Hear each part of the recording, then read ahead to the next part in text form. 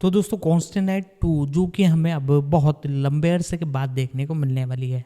जी हाँ दोस्तों, इसका जो फर्स्ट पार्ट है वो हमें तकरीबन 2005 में देखने को मिला था और उसके बाद 2024 आ चुका है। तो इसके बारे में कुछ अपडेट निकल कर आई है, इसकी रिलीजिंग डेट के बारे में वो मैं आपको बताने वाला हूँ। तो आप हमारे इस चैनल पर नए हो तो चैनल को जरूर से सब्सक्राइब कीजिएगा, बेल आइकन दबा कर इसे ऑल पर सेट कर दीजिएगा। दोस्तों इसके बारे में अब जानना चालू करते हैं। कॉन्स्टेंटाइन बटा के NSTENTIN बटा कोन STN3 9 फ्रांसिस लॉरेंस द्वारा निर्देशित 2024 की अमेरिकी सुपर हीरो हॉरर फिल्म है। ब्रोडबिन की एक कहानी से केविन ब्रोडबिन और फ्रैंक कैपेलो द्वारा लिखित यह डीसी कॉमिक्स बटा वर्टिगो कॉमिक्स हेलब्लेजर ग्राफिक उपन्यासों पर आधारित है। फिल्म में कीनू रीव्स ने जॉन कॉन्स्टेंटाइन की भूमिका, जो एक सनकी ओझा है जो आधे स्वर्गदूतों और आधे राक्षसों को उनके वास्तविक रूपों में देखने और उनसे संवाद करने और पृथ्वी और नर्क के बीच यात्रा करने की क्षमता रखता है। Rachel Weisz Shia LaBeouf, Tilda Swinton, Pruitt Taylor Vince, Djimon Hounsou, Gavin Rossdale और पीटर स्टॉर्मारे भी शामिल हैं। कॉन्स्टेंटाइन को 18 फरवरी 2005 को संयुक्त राज्य अमेरिका में नाटकीय रूप से रिलीज किया गया था। इसने 100 मिलियन डॉलर के उत्पादन बजट के मुकाबले दुनिया भर में 230.9 मिलियन डॉलर की कमाई की, लेकिन इसे फिल्म समीक्षकों से मिश्रित प्रतिक्रिया मिली। बाद के वर्षों में इसे एक कल्ट फिल्म माना गया। 102022 में एक सीक्वल की घोषणा की गई थी और वर्तमान में यह विकास में है। 11 कथानक। मेक्सिको में एक मेहतर ने एक खंडहर चर्च से उस भाले की नोक को बरामद किया जिसने यीशु मसीह को छेदा था और वश में होने के बाद इसे लॉस एंजल्स ले गया। वहां सनकी जादू विशेषज्ञ जॉन कॉन्स्टेंटाइन ने एक युवा लड़की के माध्यम से पृथ्वी पर आने के प्रयास को देखने के बाद उसमें से एक राक्षस को भगाया, कुछ ऐसा जो स्वर्ग और नर्क के बीच एक संधि के कारण असंभव होना चाहिए। टर्मिनल फेफड़ों के कैंसर से पीड़ित कॉन्स्टेंटाइन ने आधी नस्ल के देवदूत गैब्रियल से मिलकर नर्क की सेनाओं को निर्वासित करने के अपने काम के बदले में अपने जीवन के विस्तार का अनुरोध किया। गैब्रियल ने जवाब दिया कि स्वार्थी कारणों से अच्छे कर्म करने से स्वर्ग में उसका रास्ता सुरक्षित नहीं होगा। कहीं और जासूस एंजेला डोरसन अपनी जुड़वा बहन इसाबेल की मौत की जांच कर रही है, जो एक मनोरोग अस्पताल की छत से कूद गई थी। एंजेला ने यह मानने से इनकार कर दिया कि उसकी बहन एंजेला जैसी एक कट्टर कैथोलिक आत्महत्या कर लेगी और खुद को नर्क में भेज देगी। सुरक्षा फुटेज देखते हुए एंजेला ने इसाबेल को कॉन्स्टेंटाइन कहते हुए सुना और उसकी सहायता मांगी। वह तब तक मदद करने से इनकार कर देता है जब तक कि वह राक्षसों को एंजेला का पीछा करते हुए नहीं देख लेता और उन्हें रोक नहीं लेता। वह इसाबेल को नर्क में देखने के लिए ये एक अनुष्ठान का उपयोग करता है और पुष्टि करता है कि उसने खुद को मार डाला। कॉन्स्टेंटाइन ने एंजेला को बताया कि उसने एक किशोर के रूप में आत्महत्या कर ली थी क्योंकि वह अलौकिक प्राणियों को देखकर सदमे में था और यद्यपि वह पुनर्जीवित हो गया था, जब वह मर गया तो उसके आत्महत्या के प्रयास ने उसे नर्क में भेज दिया। मुर्दाघर में कॉन्स्टेंटाइन के दोस्त फादर हेनेसी को इसाबेल की कलाई पर एक प्रतीक मिलता है, लेकिन आधे नस्ल के दानव बल्थाजार ने उसे मार डाला। कॉन्स्टेंटाइन और एंजेला को पता चला कि हेनेसी ने उन्हें ढूंढने के लिए अपने हाथ में प्रतीक बना लिया था। एंजेला को इसाबेल के अस्पताल के कमरे में हेल्स बाइबिल के एक अध्याय से संबंधित एक सुराग भी मिला। बल्थाजार द्वारा मारे जाने से पहले कॉन्स्टेंटाइन के सहयोगी बीमन ने जोड़े को बताया कि प्रतीक मसीह विरोधी मैमन लूसीफेर के बेटे का प्रतिनिधित्व करता है और अध्याय में भविष्यवाणी की गई है कि वह शक्तिशाली मानसिक और दैवीय सहायता का उपयोग करके अपने पिता को हड़प लेगा और पृथ्वी पर विजय प्राप्त करेगा। मानसिक रोगी इसाबेल ने मैमन को रोकने के लिए खुद को मार डाला। एंजेला ने खुलासा किया कि उसके पास इसाबेल जैसी शक्तियां थीं, लेकिन उसने अपनी बहन की तरह पागल समझे जाने से बचने के लिए उनका दमन किया।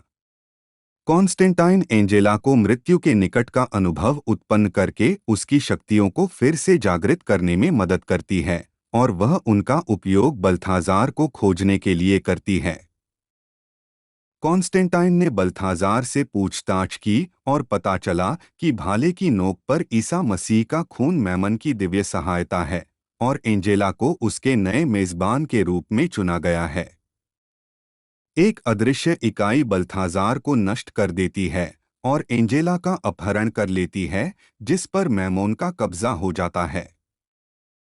डायन डॉक्टर पापा मिडनाइट की मदद से कॉन्स्टेंटाइन मनोरोग अस्पताल में एंजेला का पता लगाने के लिए दृष्टि उत्पन्न करता है।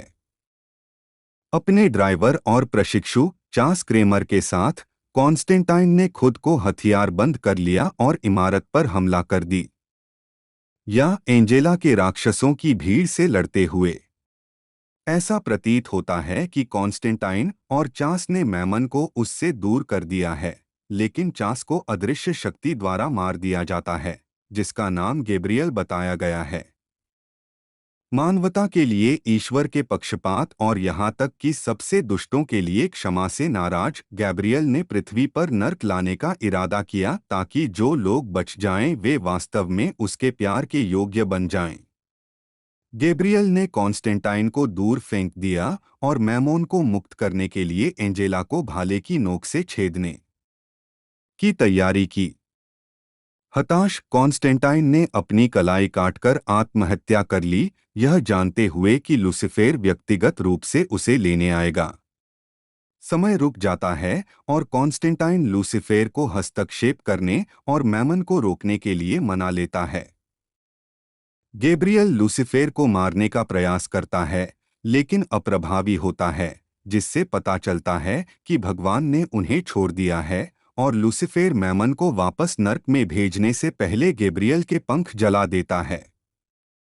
लूसीफर अनिच्छा से उसकी सहायता के लिए कॉन्स्टेंटाइन को पुनर्जीवित करने की पेशकश करता है, लेकिन इसके बजाय वह इसाबेल को स्वर्ग भेजने के लिए कहता है।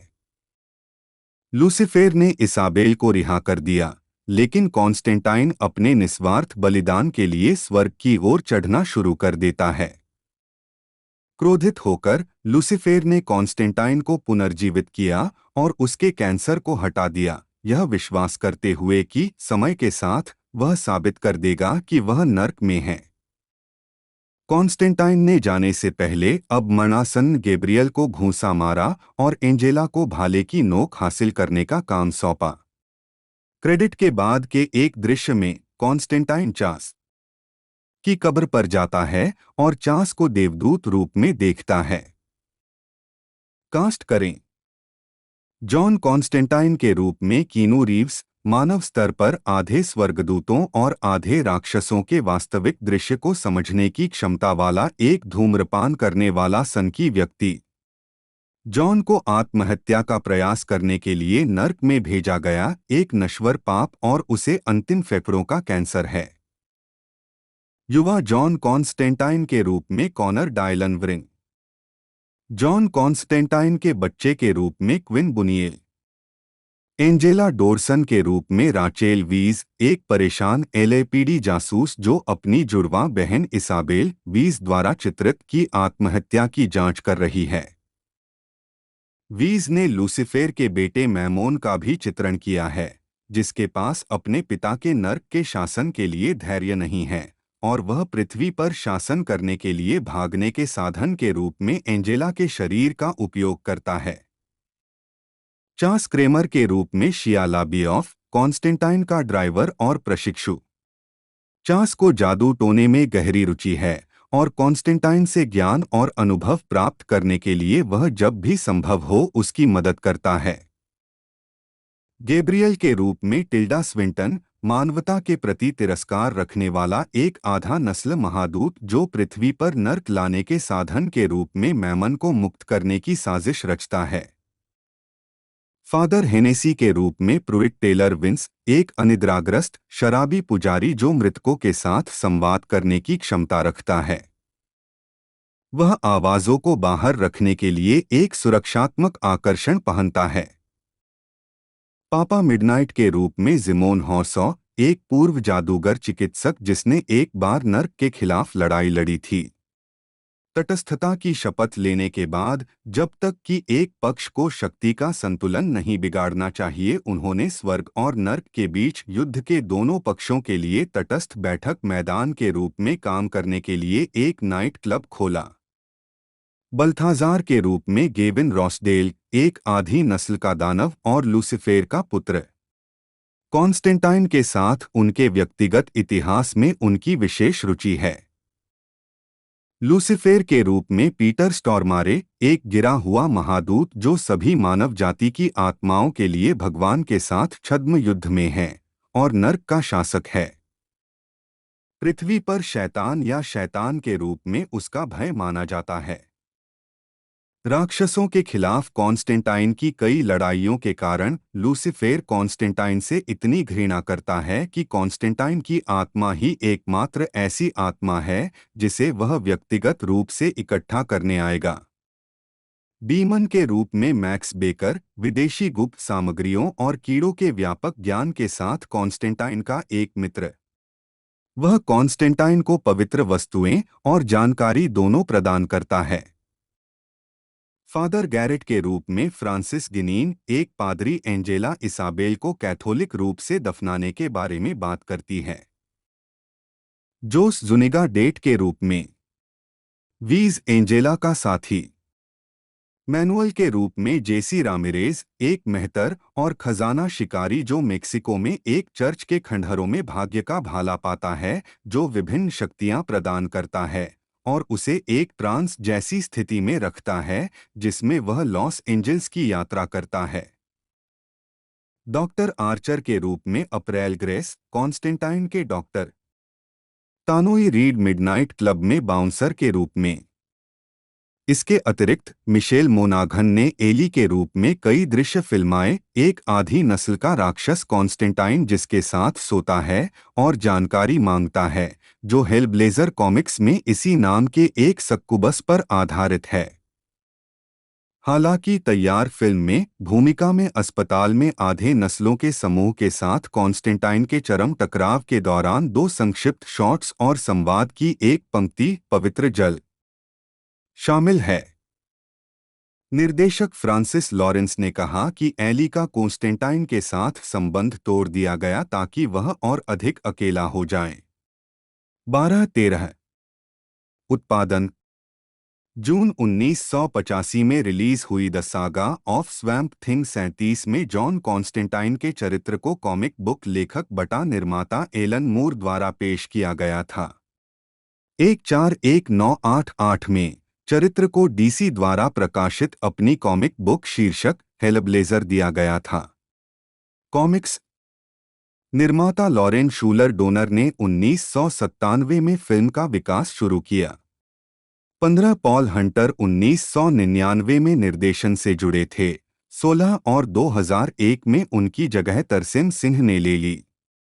17 वार्नर ब्रदर्स ने 2002 में निकोलस के साथ फिल्मांकन शुरू करने की उम्मीद की थी। केज मुख्य भूमिका में थे।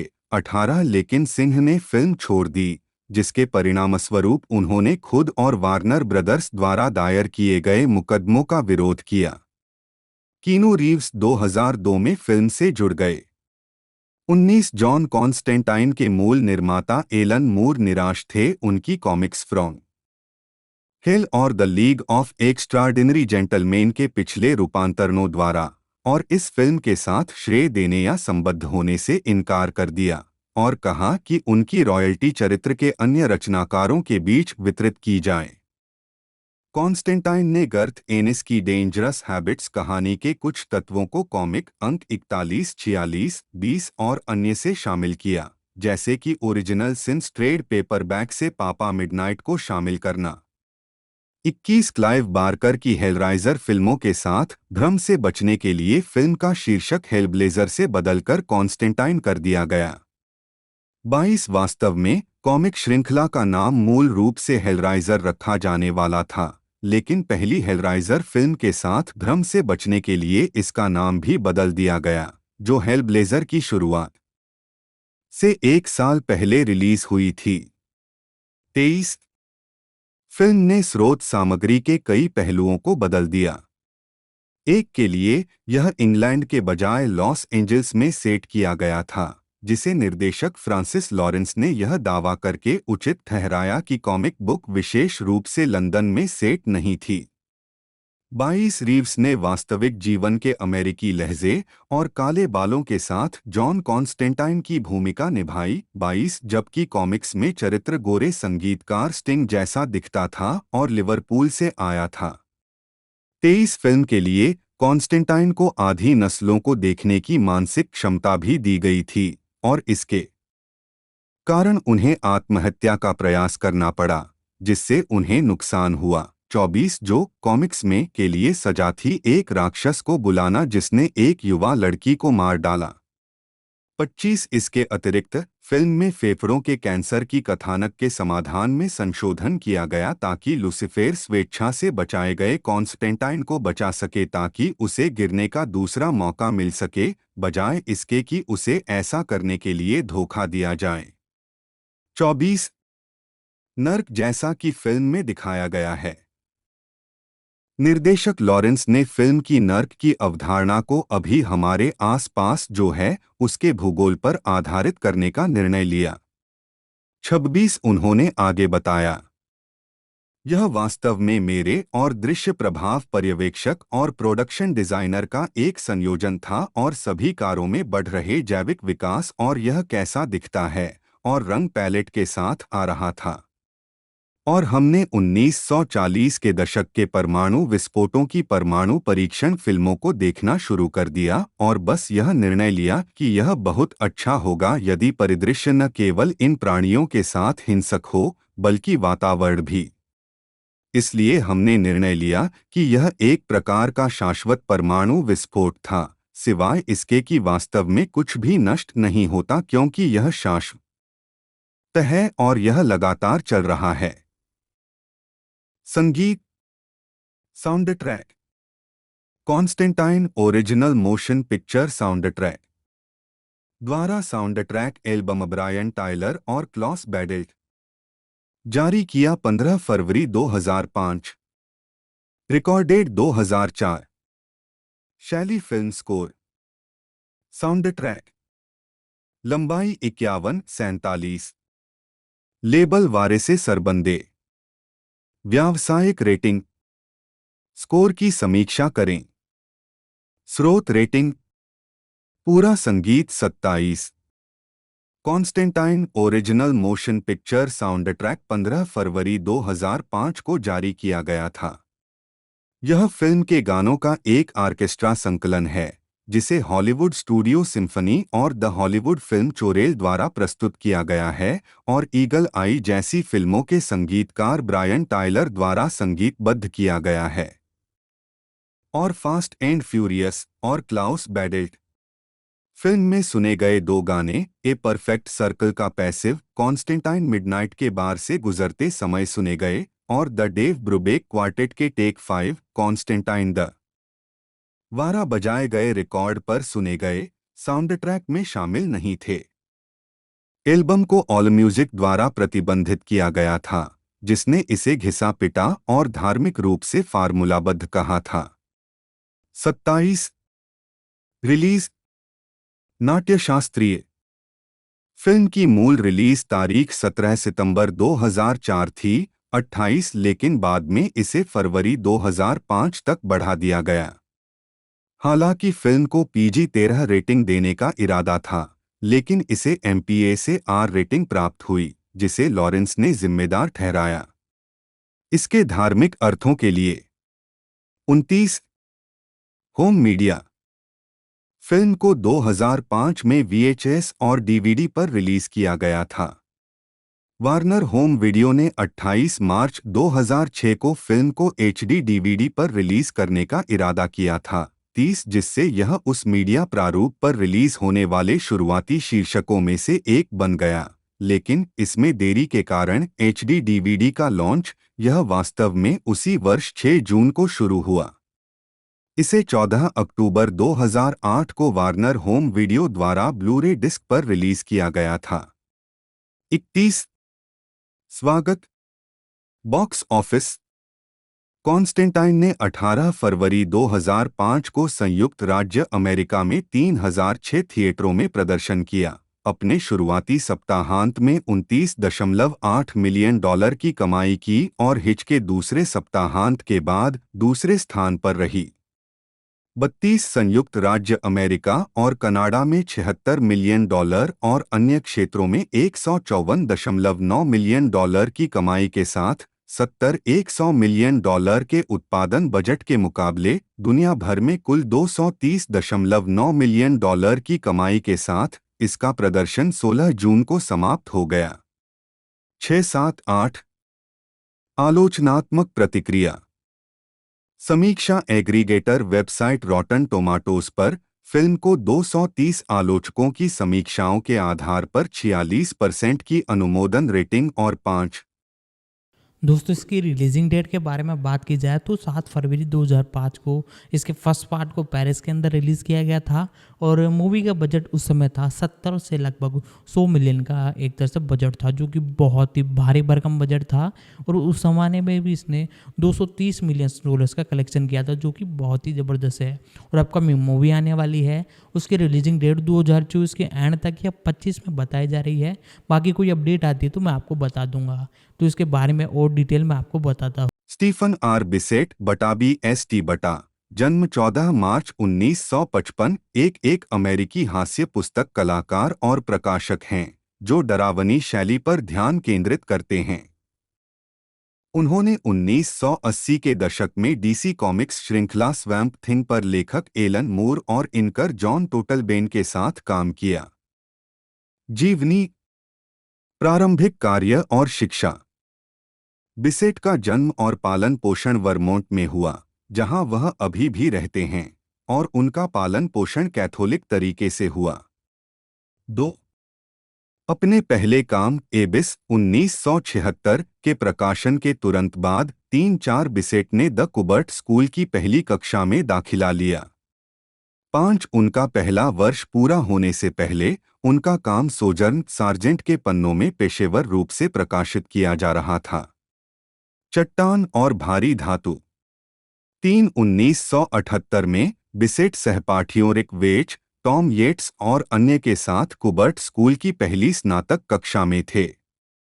द कुबर्ट स्कूल में दाखिला लेने के दौरान बिसेट ने शुरुआती new Jersey synth pop band WKGB के लिए लोगों को निष्पादित किया और फेटिश रिकॉर्ड्स UK फेटिश 002 पर बैंड के 1979 के एकल नॉन स्टॉप बटा अल्ट्रामरीन के लिए कवर तैयार किया। 6 उनका शुरुआती काम हैवी मेटल एपिक इलस्ट्रेटेड विचित्र एडवेंचर्स स्कोलास्टिक कॉरपोरेशन के अजीब दुनिया और केले के पन्नों में दिखाई दिया, जिसमें गूस बम्प्स के संस्थापक और लेखक R.L. स्टाइन द्वारा लिखी गई कहानियां शामिल थीं, और उन्होंने स्टीवन स्पीलबर्ग की गति के ग्राफिक उपन्यासकरण पर रिक वेच के साथ काम किया। चित्र 1941 3 हॉरर मास्टर बिसेट को DC comics saga of the swamp thing 1983-1987 में लेखक एलन मूर और इनकर जॉन टोटलबेन के साथ उनके कई पुरस्कार विजेता सहयोग के लिए जाना जाता है। 7 स्पाइडर बेबी ग्राफिक्स के कंपनी नाम के तहत उन्होंने बाद में हॉरर एंथोलॉजी टैबू प्रकाशित की, जो मूर और एडी कैंपबेल के फ्रॉम हेल और टिम लुकास के थ्रोट स्प्रोकेट्स का मूलधर था, जिसे माइक हॉफमैन और डेविड लॉयड द्वारा चित्रित किया गया था। उन्होंने टायरानोसॉरस रेक्स की एक हास्य पुस्तक जीवनी टायरेंट बनाई 8 जो 4 अंकों तक चली। इस अवधि के दौरान उन्होंने फैंटाको एंटरप्राइजेज द्वारा प्रकाशित हॉरर एंथोलॉजी गोर श्रीक का संपादन किया। 1991 से बिसेट ने जर्नीज इनटू फियर नामक डरावनी कॉमिक्स पर एक व्याख्यान श्रृंखला प्रस्तुत की है। 5 भाग की श्रृंखला में विकसित होने के बाद जर्नीज इनटू फियर 12वीं सदी के जापानी भूत स्क्रॉल 9, 10 और 16वीं सदी के मिक्सटेक कोडिस को शुरुआती पूर्वजों के रूप में पहचानता है और विंसर मैक्के में इसकी जड़ों से शैली का पता लगाता है। Dream of the rarebit field जैसे का 11 दिसंबर 1996 1997 में बिसेट ने एक अन्य दलदल राक्षस हॉल ऑफ हीरोज बोग दलदल दानव के बारे में एक कॉमिक बुक श्रृंखला के लिए पांच कवर का योगदान दिया। अन्य कार्य बिसेट ने बाद में इमेज कॉमिक्स की सीमित श्रृंखला 1963 में मूर, टोटल बेन और रिक वेज के साथ काम किया, जो उनका अंतिम रचनात्मक सहयोगात्मक प्रयास था। 131963 से बिसेट के पास हाइपरनॉट, एन मैन और द फ्यूरी जैसे पात्र हैं। 14 स्कॉट मैकक्लाउड का 24 घंटे का कॉमिक प्रोजेक्ट 1990 में बिसेट के साहस के रूप में शुरू हुआ। प्रत्येक ने 24 घंटे में 24 पेज की कॉमिक बनाई। 24 घंटे की कॉमिक्स परियोजना एक चुनौती के रूप में विकसित हुई, जिसे कई आशावादी योगदानकर्ताओं ने स्वीकार किया, जिसमें कई प्रकाशित संग्रह थे और अन्य समय सीमित रचनात्मक परियोजनाओं को प्रेरित किया। बिसेट ने अपने स्वयं के कॉमिक बुक संकलन spider Baby comics 2, spider Baby graphics 1997 में कहानी ए life in black and white प्रकाशित की। 1993 में बिसेट और स्टेनली वाइटर ने comic book rebels conversation with the creators of the new comics Dutton ISBN 155611-355-2 का सह संपादन किया, जिसमें स्कॉट मैकक्लाउड, हार्वे पाकर जैसे उल्लेखनीय कॉमिक्स रचनाकारों के साक्षात्कार शामिल थे। Dave Sim, Howard Cruse, Will Eisner, Peter Laird, Kevin Eastman और रॉबर्ट क्रम्ब। 15 सेवानिवृत्ति और शिक्षण बिसेट ने 1999 में कॉमिक्स उद्योग से संन्यास ले लिया, जिसे उन्होंने पीढ़ीगत बदलाव कहा। 16 वह व्हाइट रिवर जंक्शन, वर्मोंट में कार्टून अध्ययन केंद्र में कॉमिक कला, इतिहास, ड्राइंग और फिल्म में पाठ्यक्रम पढ़ाते हैं।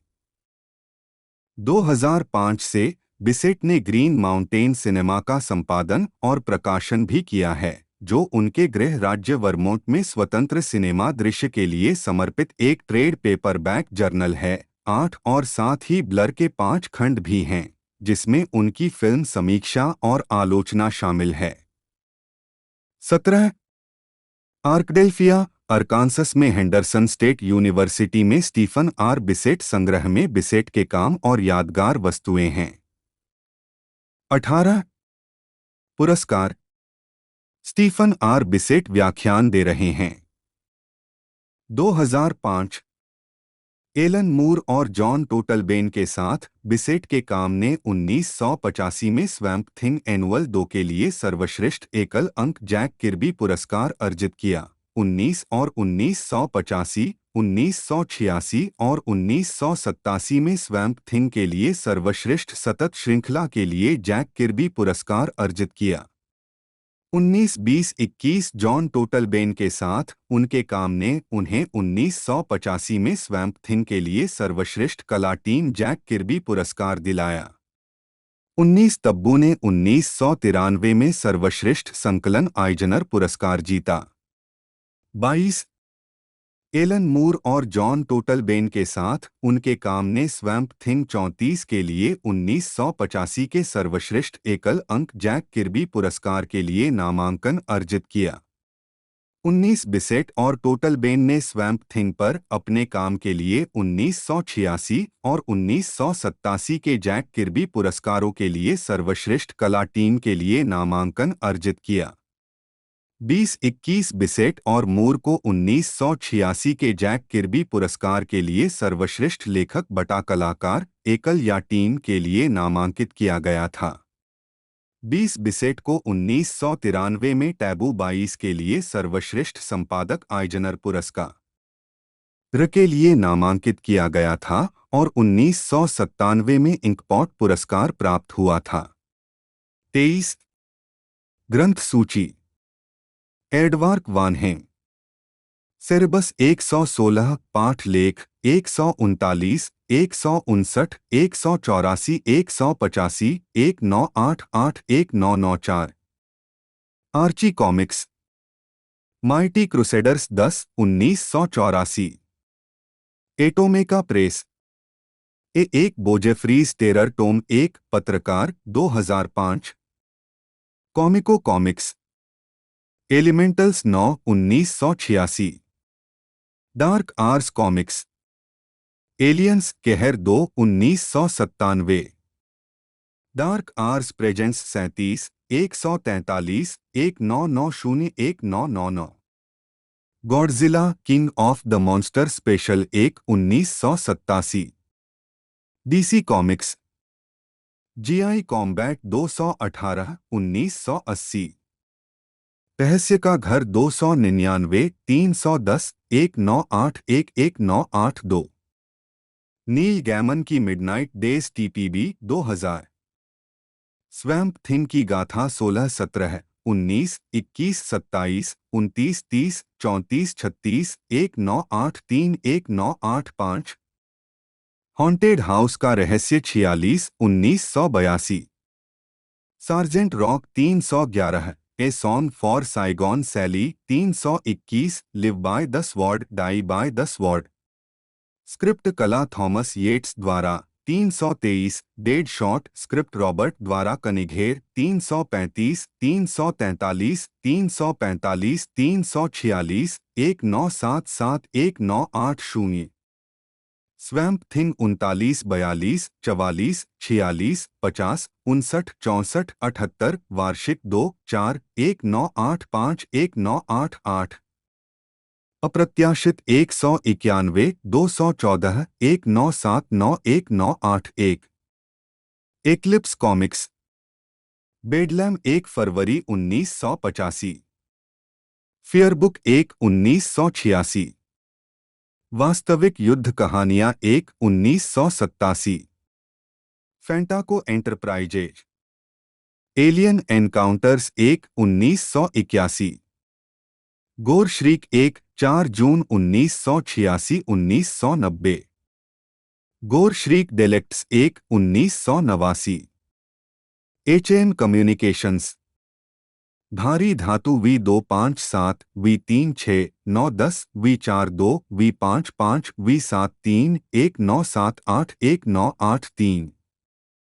छवि कॉमिक्स, 1963, 2 अप्रैल 1993। किचन सिंक प्रेस, निषेध 8 सितंबर 1995। मैड लव प्रकाशन, Aargh Artists Against Rampant Government Homophobia 1, 1988। Marvel Comics, Amazing High Adventure 4, 1986। विचित्र रोमांच 31, 33, 1982। Epic illustrated 2, 6, 1980, 1981। मार्वल पूर्वावलोकन 18, 23, 1979, 1980। Time Spirits 4, 1985। Spider Baby Graphics, Spider Baby Comics 1 फरवरी 1996, 1997। निषेध 1 जुलाई 1988, 1992। Taboo special 1, 1991। तानाशाह 1 अप्रैल 1994, 1996। रिक वेच। लेख, बात करना, पढ़ना, संपादन करना। इतिहास देखें। औजार, विकिपीडिया निःशुल्क विश्वकोश से। रिक वेच। वेच ने 1992 के सैन डिएगो कॉमिक कॉन में फोटो खींची। जन्म 7 मई 1951, आयु 72 वर्ष। राष्ट्रीयता अमेरिकन। क्षेत्र कलाकार, लेखक। उल्लेखनीय कार्य आर्मी एट ग्रेट ल, Brat Pack, Swamp Thing, Tomorrow Stories. https://www.rckvatch.com/ Richard Veitch बटा VIT बटा एक जन्म 7 मई 1951 दो एक अमेरिकी कॉमिक्स कलाकार और लेखक हैं जिन्होंने मुख्यधारा, भूमिगत और वैकल्पिक कॉमिक्स में काम किया है। जीवनी। रिक वेच वर्मोंट के छोटे से शहर बेलोस फॉल्स का मूल निवासी है। 6 बच्चों में से एक, उसका पालन पोषण कैथोलिक रूप में हुआ। उनके बड़े भाइयों में से एक लेखक टॉम वेच थे, जो कॉमिक्स में उनके पहले सहयोगी थे। एक साक्षात्कार में वेच ने एक कलाकार बनने के बारे में सलाह मांगने के लिए WPA के भित्ति चित्रकार स्टीफन जे. बेलास्की के पास जाने को याद किया। उसने अभी कहा, ऐसा मत करो बच्चे। जब वह 7वीं कक्षा में था, तब ड्रेक कार्टून्स के लिए 8 बिग डैडी रोथ द्वारा आयोजित ड्रा ए मॉन्स्टर प्रतियोगिता में सम्मानजनक उल्लेख जीतने से उसे आश्वस्त हुआ कि वह ऐसा कर सकता है। सही रास्ते पर। 5 आज वेच अपनी पत्नी सिंडी के साथ वेस्ट टाउनशेंड, वर्मोंट में रहते हैं। उनके बेटे एजरा वेच और किर्बी वेच भी कलाकार हैं, जो यूरेका कॉमिक्स में योगदान दे रहे हैं। 6 कैरियर। प्रारंभिक कैरियर। हाई स्कूल में रहते हुए वेच और उनके भाई टॉम ने कॉमिक स्ट्रिप क्रेजी माउस बनाई, जो द वर्मोंट सिनिक में नियमित रूप से चलती थी। उन्होंने 1972 में लास्ट गैस्प द्वारा प्रकाशित और टॉम द्वारा लिखित underground comics horror parody two fisted zombies का चित्रण करते हुए अपने पेशेवर करियर की शुरुआत की। यह एक शॉर्ट मार्क जेम्स एस्ट्रेन के 1974 के अध्ययन ए हिस्ट्री ऑफ अंडरग्राउंड कॉमिक्स में उद्धृत किया गया था। वेच के अनुसार यह कुबर्ट स्कूल में प्रवेश के लिए उनका टिकट भी साबित हुआ। 3 वेच ने 1976 में कुबर्ट स्कूल में दाखिला लिया। 7 अनुभवी कार्टूनिस्ट जो कुबर्ट, रिक एस्ट्राडा और डिक जोर्डानो के अधीन अध्ययन करते हुए वह 1978 में अपने भविष्य के लंबे समय के सहयोगियों स्टीफन आर बिसेट और जॉन टोटलबेन के साथ स्कूल की पहली स्नातक कक्षा का हिस्सा थे। स्कूल में रहते हुए ही वेच ने मुख्यधारा की कॉमिक्स में अपने पेशेवर करियर की शुरुआत की। DC के लड़ाकू शीर्षक अवर आर्मी एट वॉर में 1 दर्जन से अधिक लघु कहानियों का योगदान दिया। स्कूल से बाहर वेच ने हैवी मेटल में योगदान दिया। अगली प्रमुख परियोजना बिसेट के साथ स्टीवन स्पीलबर्ग की फिल्म 1941 का रूपांतरण थी।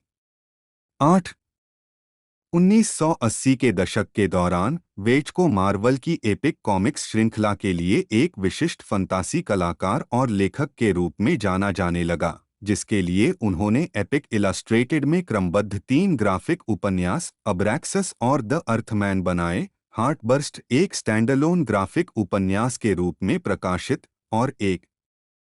इस अवधि के दौरान वेच ने एपिक इलस्ट्रेटेड में कई लघु कॉमिक्स का योगदान दिया। 9 उन्होंने एक्लिप्स कॉमिक्स द्वारा प्रकाशित मिरेकल मैन पर एलन मूर के साथ भी काम किया। उन्होंने उस कहानी का चित्रण किया जिसमें मिरेकल मैन 9 जुलाई 1986 में सुपरहीरो के बच्चे के जन्म को ग्राफिक रूप से दर्शाया गया था। मूर और बिसेट के साथ वेच ने द मिरर ऑफ लव के मूल संस्करण पर सहयोग किया, जो 1988 में artists against rampant government homophobia द्वारा संकलित संकलन में प्रकाशित हुआ था। मूर ने बाद में पाठ को संशोधित किया और इसे जोस विलारुबिया के नए चित्रों के साथ प्रकाशित किया। एक मूल रूप से 6 अंक वाली कॉमिक बुक सीमित श्रृंखला के रूप में प्रकाशित द वन एक महत्वाकांक्षी और विचित्र फंतासी साहसिक थी जिसमें राक्षसी सुपरहीरो, शीत युद्ध और आध्यात्मिक विकास शामिल था। 1985 और 1986 के बीच प्रकाशित द वन ने सुपरहीरोज के प्रति अपने संशोधनवादी दृष्टिकोण में एलन मूर की द वॉचमैन 1986-1987 और फ्रैंक मिलर की द डार्क नाइट रिटर्न्स 1986 दोनों की शुरुआत की।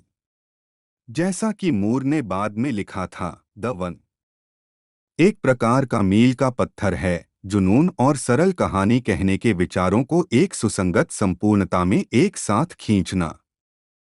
इसकी संशोधनवादी सुपर हीरोक्स, जबकि लगभग एक ही समय में कल्पना की गई थी, वॉचमैन और डार्क से पहले की है प्रकाशन के संदर्भ में नाइट, जैसा कि इसकी पैकेजिंग है। इसके राजनीतिक और मानवतावादी पूर्वाग्रहों को इस तरह की भावनाओं के ठाठ बनने से पहले आवाज दी गई थी। इसका विक्षिप्त संस्कृति सचेत हास्य आज के निराशावादी उत्तर आधुनिक अल्ट्रा की निराशाजन प्रवृत्ति के लिए एक विकल्प और एक मारक प्रदान करता है। मनुष्य 1980 के दशक की कॉमिक पुस्तकों को चाहे जिस भी लिए याद किया जाता हो, द वन वही था जिसने खतरनाक विचारों के बॉक्स ऑफिस बनने से बहुत पहले ही खतरनाक विचारों के लिए मुख्यधारा में अपनी जगह बना ली थी। निश्चितताएं 10 दलदल वाली बात 1980 के दशक में वेज का सर्वोच्च प्रोफाइल शीर्षक डीसी कॉमिक्स स्वैम्प थिंग था। एलन मूर के लेखक के रूप में कार्यभार संभालने के बाद से उनके दोस्तों टोटलबेन और बिसेट दोनों ने श्रृंखला का चित्रण किया था। 11 वेज अंक 37 कवर दिनांक जून 1985 के लिए टीम में शामिल हुए, जिसमें मूर के लोकप्रिय चरित्र जॉन कॉन्स्टेंटाइन को पेश किया गया था। 12 और अंक 50 के बाद नियमित रूप से दिखाई दिए। जब मूर ने अंक 64 के बाद स्वैम्प थिंग श्रृंखला छोड़ दी, तो वेच ने अल्फ्रेडो अल्काला के साथ कला कर्तव्यों को विभाजित करते हुए लेखक के रूप में पदभार संभाला।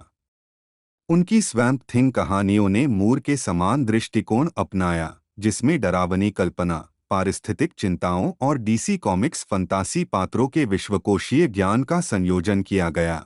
उन्होंने धीरे धीरे अपना ध्यान डीसी यूनिवर्स से हटकर इतिहास और पौराणिक कथाओं की ओर लगाया।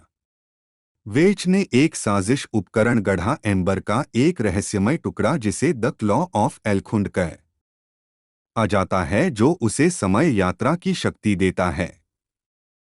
इसने वेच को अपने नायक को जोनाह हेक्स, बैट लैश और टॉमहॉक से लेकर सार्जेंट तक कई प्रसिद्ध हस्तियों से परिचित कराने की अनुमति दी।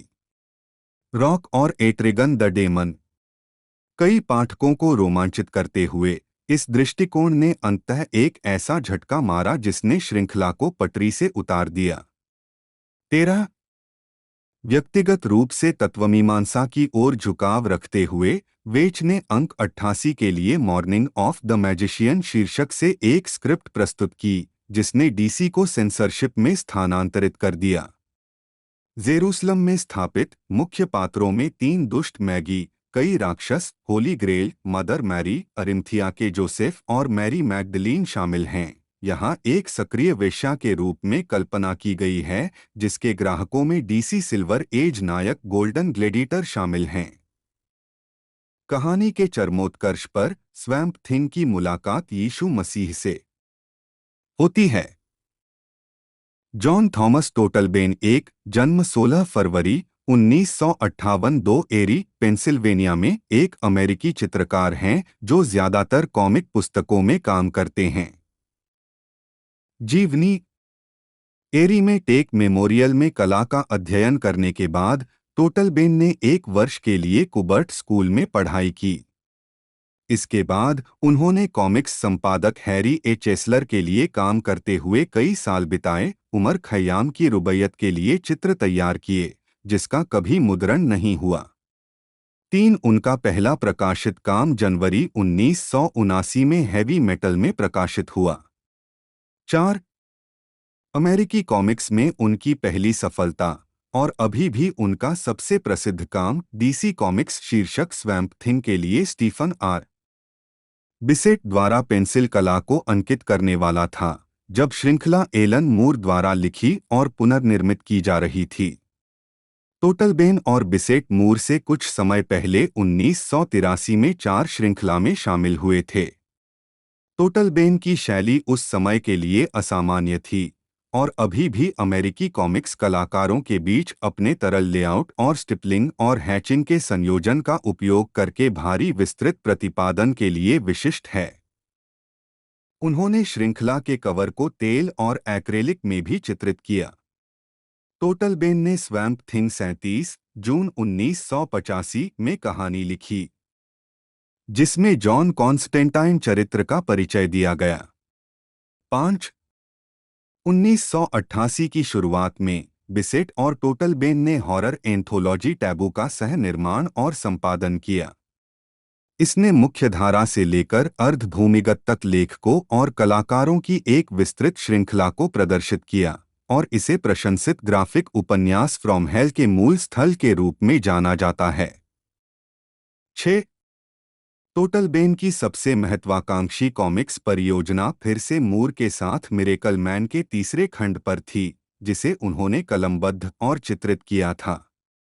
उनकी कला के प्रति प्रतिक्रिया इतनी मजबूत थी कि एक्लिप्स कॉमिक्स ने उनकी नवनिदान नेत्र रोग रेटिनाइटिस पिगमेंटोसा के कारण हुई देरी के बावजूद पिछले खंड में कई बार कलाकारों को बदलने के बाद उन्हें श्रृंखला के एकमात्र कलाकार के रूप में बरकरार रखा। 7. टोटलबेन की कला को संपूर्ण सुपरहीरो शैली के प्रमुख उदाहरणों में से एक के रूप में सराहा गया। 8. हालांकि टोटलबेन की आंख की स्थिति ने उन्हें कानूनी रूप से अंधा बना दिया है, लेकिन इससे उनकी केंद्रीय दृष्टि इतनी स्पष्ट हो गई है कि वह अपनी सामान्य शैली में काम करना जारी रख सकते हैं, लेकिन बहुत धीरे धीरे।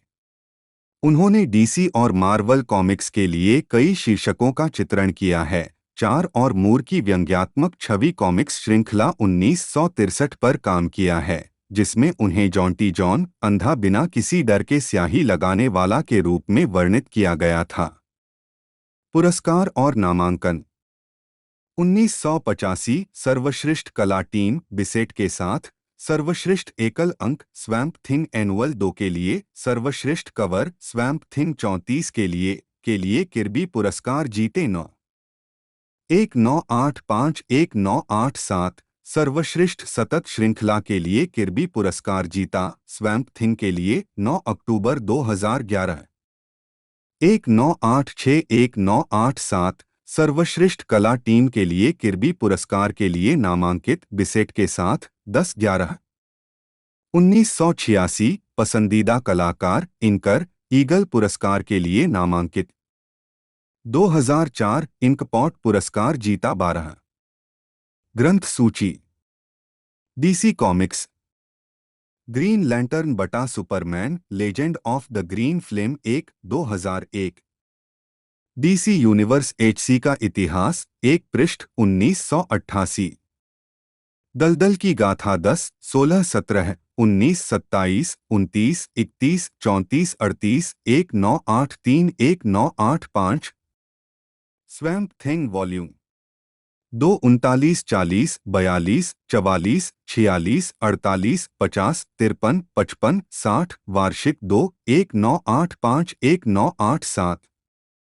कौन क्या है डीसी यूनिवर्स की निश्चित निर्देशिका 1 आर्कन और अरखम शरण प्रविष्टियाँ 22 स्वैम्प थिंग प्रविष्टि 1985 1986। अमेरिका की सर्वश्रेष्ठ कॉमिक्स अमेरिका की सर्वश्रेष्ठ कॉमिक्स स्पेशल 1 2001। Helix vermilion 8 12 1997। चक्कर आना The Books of Magic Annual 3 1999। The Dreaming 33 50 19992000। Neil Gaiman की मिडनाइट डेज टीपीबी 2000। अजीब रोमांच वॉल्यूम 2-3 2000। वर्टिगो गैलरी सपने और दुहस्वप्न 1 1995। Eclipse comics miracle man 11-16 1987 1989। वास्तविक युद्ध कहानियां 1 1987। स्काउट 10 1 पृष्ठ 1986। पहली Comics Grimjack 14 1985। HM Communications Inc Heavy Metal V29 V56 19791981। छवि कॉमिक्स 1963 4 मई 1993। किचन सिंक प्रेस 50 सफनीज 1 1980। मार्वल कॉमिक्स विचित्र रोमांच 33 1982। Epic Illustrated 33 1985। Savage Sword of Conan 80 एक पृष्ठ 1982। Time Spirits 4 1985। Ultimate Marvel Team Up 10 2002। Universe X Cap 1 2001। X Man Unlimited 36 2002। प्रशांत Comics twisted tales 6 1984। Spider Baby graphics और प्रकाशन लॉरेन डायने शूलर डोनर, जन्म 23 जून 1949, एक अमेरिकी फिल्म निर्माता हैं जो मुख्यधारा के युवाओं और परिवार उन्मुख मनोरंजन में माहिर हैं। वह अपने दिवंगत पति निर्देशक रिचर्ड डोनर के साथ द डोनर्स कंपनी की मालिक थीं। उनकी फिल्मों ने दुनिया भर में लगभग $5.5 बिलियन की कमाई की है, जिसमें एक्स-मैन फिल्म श्रृंखला का प्रमुख योगदान भी शामिल है। 2. प्रारंभिक जीवन और कैरियर। डोनर का जन्म और पालन पोषण क्लीवलैंड, ओहियो में हुआ था। उन्होंने बोस्टन विश्वविद्यालय में फिल्म का अध्ययन किया और निर्माण और संपादन में विशेषज्ञता हासिल की। एक शिक्षक की सलाह के बाद वह मनोरंजन उद्योग में प्रवेश करने की उम्मीद में लॉस एंजल्स चली गईं। 3. चूंकि डोनर ने लॉस एंजल्स में शैक्षिक और चिकित्सा फिल्मों के सहायक संपादक के रूप में काम किया था, एनबीसी मुख्यालय में एक आकस्मिक बैठक के कारण उन्हें अपना डेटा वहीं छोड़ना पड़ा। द टूनाइट शो के क्रू द्वारा कैमरों के बारे में सिखाए जाने के बाद शूलर ने एनबीसी से स्थानीय समाचारों पर काम करने के लिए कहा। बाद में उन्होंने मेट्रो मीडिया पर फ्रीलांस किया, रॉक कॉन्सर्ट शूट, सिटकॉम और टीवी फिल्मों पर काम किया। डोनर पुरुष प्रधान क्षेत्र में एक दुर्लभ कैमरा वुमन थीं, आईएट्स इलेक्ट्रिकल और कैमरा गिल्ड 659 में भर्ती होने वाली पहली महिला थीं। 3-4 अंततः डोनर ने 1976 में एबीसी के वाइड वर्ल्ड ऑफ एंटरटेनमेंट में शामिल होकर एक सहयोगी निर्माता के रूप में काम करने का फैसला किया। 4 एक यातायात दुर्घटना के बाद, जिसके कारण उन्हें महीनों तक अस्पताल में भर्ती रहना पड़ा, डोनर ने पटकथा लेखक दोस्तों के साथ काम करना शुरू किया और मोटाउन प्रोडक्शंस में एक रचनात्मक कार्यकारी बटा कहानी संपादक बन गईं। 5 थैंक गॉड इट्स फ्राइडे 1978 की स्क्रिप्ट पर उनके इनपुट ने उन्हें उस फिल्म के लिए एक सहयोगी निर्माता बनने के लिए प्रेरित किया। इसके बाद उन्होंने 1979 में प्रशंसित amateur night at the Dixie bar and grill के साथ टेलीविजन निर्माण में पदार्पण किया, जो रॉबर्ट ऑल्टमैन की नैशविले की शैली में जोएल शूमाकर द्वारा लिखित और निर्देशित एक टेलीविजन फिल्म थी। उन्हें सीधे एनबीसी प्रोग्रामिंग निदेशक चार्ल्स एंगेल से पूछकर नौकरी मिल गई। 3 फीचर फिल्म निर्माण करियर। मोटाउन में काम करने के दौरान डोनर नेशनल लैम्पून के लेखक जॉन ह्यूजेस के निजी दोस्त बन गए और उन्हें एक स्क्रिप्ट लिखने के लिए मना लिया, जो उनकी पहली फीचर फिल्म निर्माता बन जाएगी, 1983 की कॉमेडी हिट मिस्टर मॉम, जिसमें माइकल कीटन ने अभिनय किया था। 3 अगले वर्ष उन्होंने रिचर्ड डोनर को लेडी हॉक को निर्देशित करने के लिए राजी किया और दोनों में प्यार हो गया और फिल्म रिलीज होने के 1 साल बाद 1985 में उन्होंने शादी कर ली। उन्होंने अपने पति की केवल 2 और फिल्में, रेडियो फ्लायर 1992 और टाइमलाइन का निर्माण किया। 2003 उन्होंने कहा कि उनके पेशेवर रिश्ते ने उन्हें एक्शन फिल्मों में काम करने का तरीका सीखने में मदद की। अगर मैंने यह नहीं देखा होता कि वह एक्शन फिल्में कैसे करते हैं, तो मेरे पास एक्स-मैन या कॉन्स्टेंटाइन बनाने का साधन भी नहीं होता। 6 शूमाकर और ह्यूजेस के साथ उनके अनुभव ने उन्हें ब्रैड पैक अवधि की दोनों मौलिक फिल्मों सेंट एल्मो फायर 1985 और प्रिटी इन पिंक 1986 का निर्माण करने के लिए आमंत्रित किया। 3 डोनर के लिए 1993 का वर्ष विशेष रूप से सफल रहा, जिसमें उन्होंने 2 ठोस हिट फिल्में दी, देव एक घरेलू राजनीतिक कॉमेडी और फ्री विली एक लड़के और उसकी भेड़ के बारे में एक पारिवारिक फिल्म। 6 डोनर द्वारा निर्मित आखिरी एक्स मैन फिल्में x man, days of Future past और डेडपूल थीं। व्यक्तिगत जीवन। डोनर के पास उदार राजनीतिक विचार हैं और वह उन फिल्मों पर काम करना पसंद करती हैं जो उनकी मान्यताओं को व्यक्त करती हैं। राजनीति के लिए डेव, समुद्री जीवन के लिए फ्री विली और पशु अधिकारों के लिए होटल फॉर डॉग्स।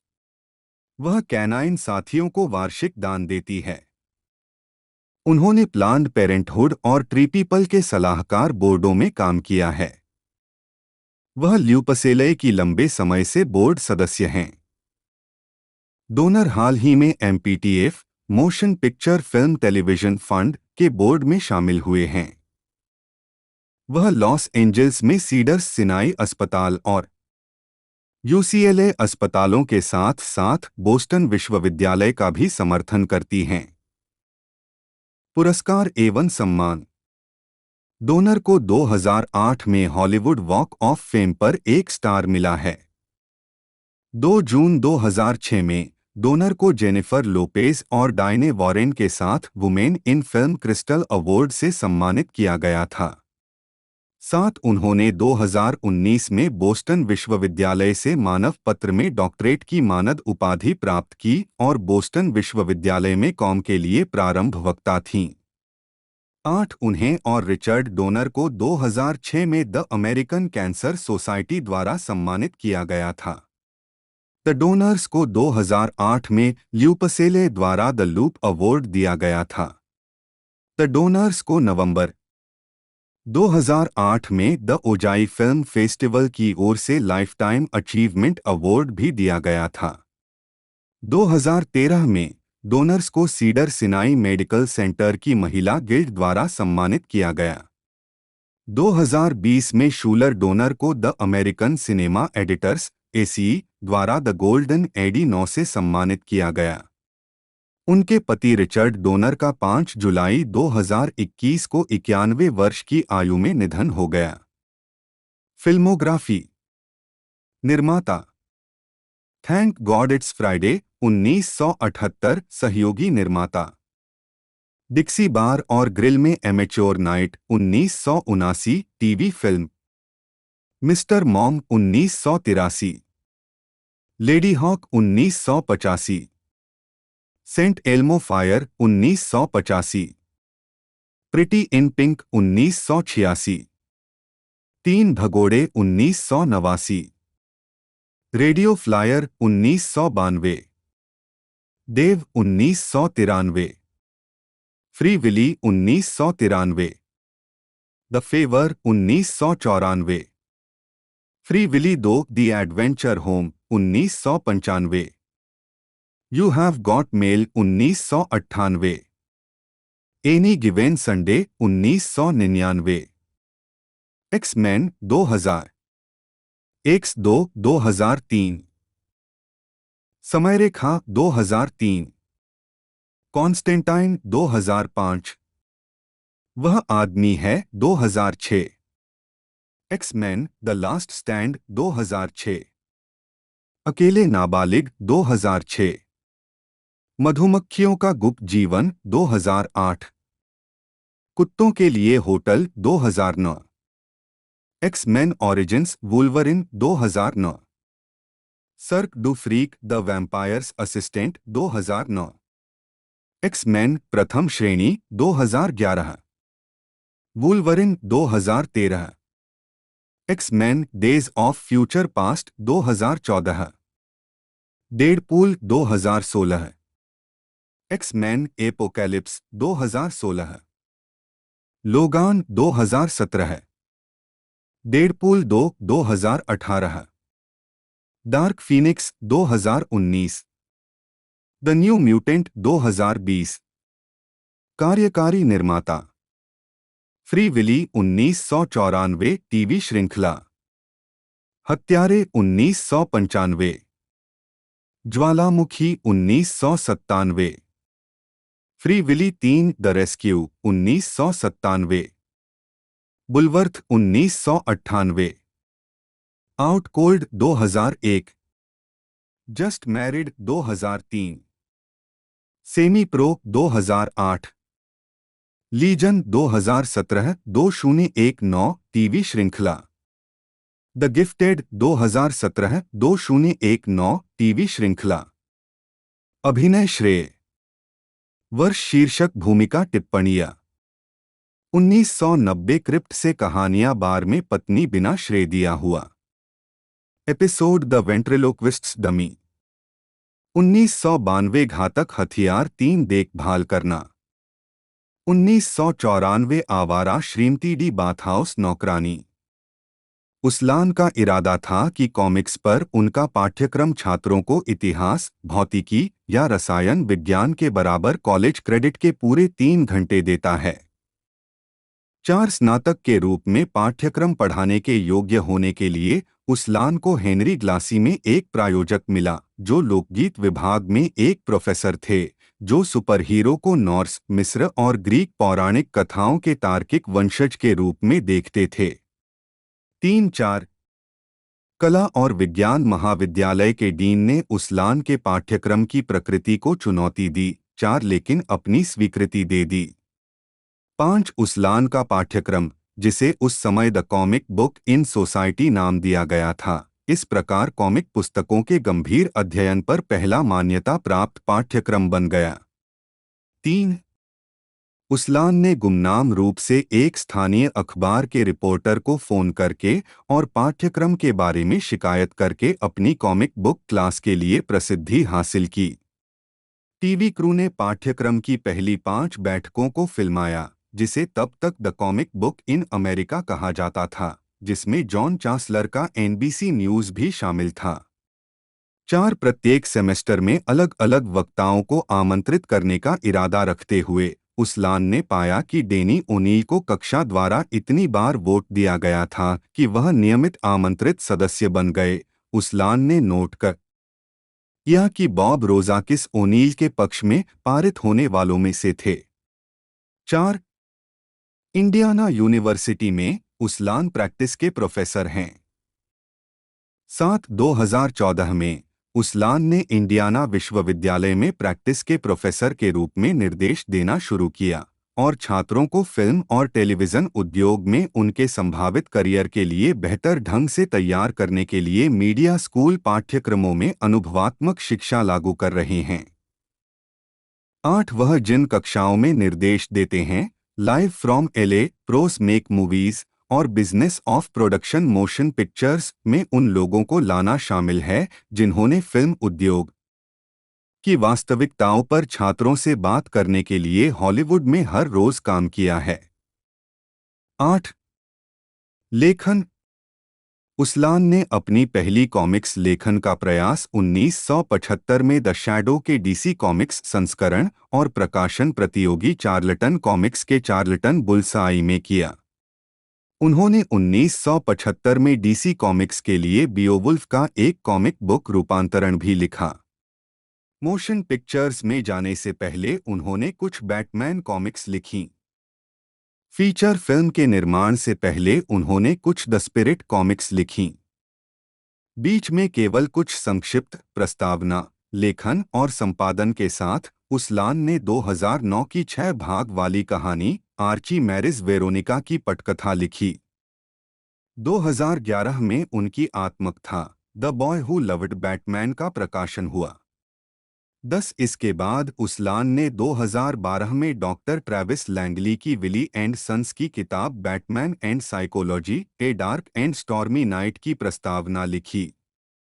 112021 में यह घोषणा की गई थी कि the boy who loved Batman को डार्क नाइट्स एंड डेड्रीम्स नामक ब्रॉडवे नाटक में रूपांतरित किया जाएगा।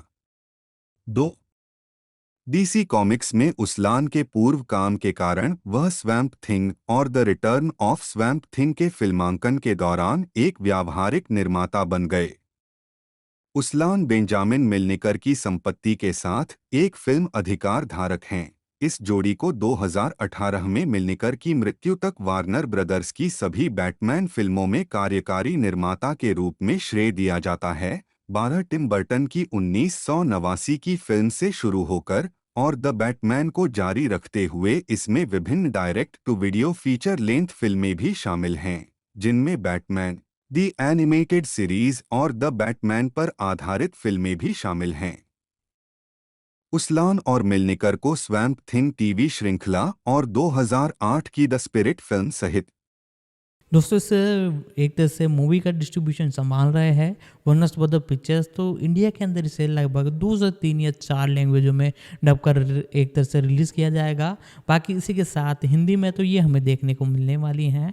दोस्तों आप में से कितने इसके फ़ैन हैं, इस कैरेक्टर के फ़ैन हैं जो कि एक इस मूवी में हमें देखने को मिले हैं। साथ ही साथ इसी के साथ इस यूनिवर्स के अंदर हमें ये दूसरी मूवी देखने को मिलने वाली है। बाकी दोस्तों वीडियो को हो सके ज़्यादा से ज़्यादा शेयर कीजिएगा। आज की इस वीडियो में इतना ही, मिलते हैं अगले वीडियो में।